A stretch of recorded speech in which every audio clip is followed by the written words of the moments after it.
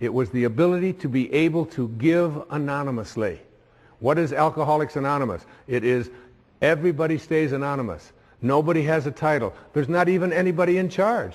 There's nobody, there's no leaders of this. There's no president. There's no vice president. There's no organization.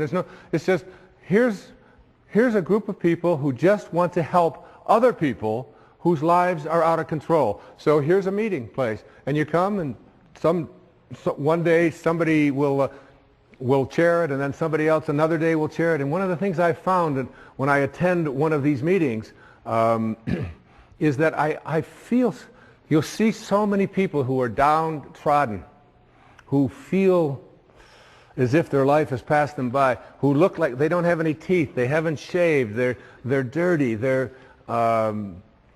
God in disguise.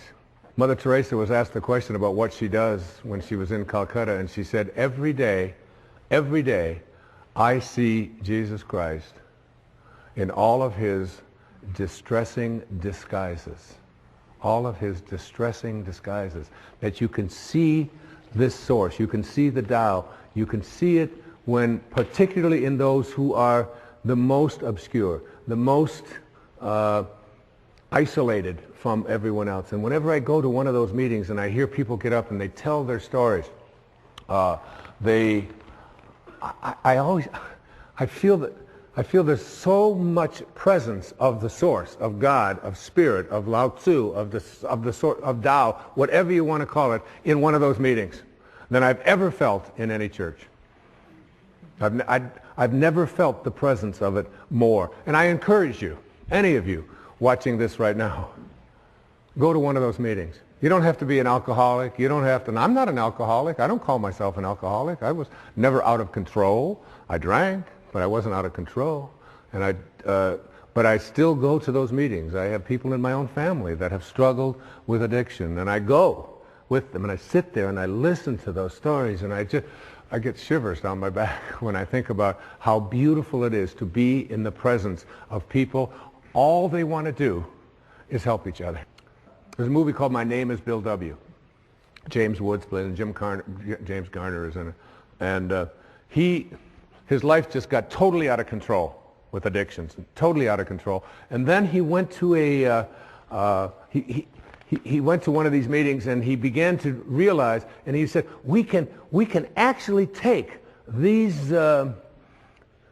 people, and all we have to do is love them. All we have to do is, and he's so excited about the concept of being able to go out there and offer it. And I keep referring to Louise because she's such a hero to me.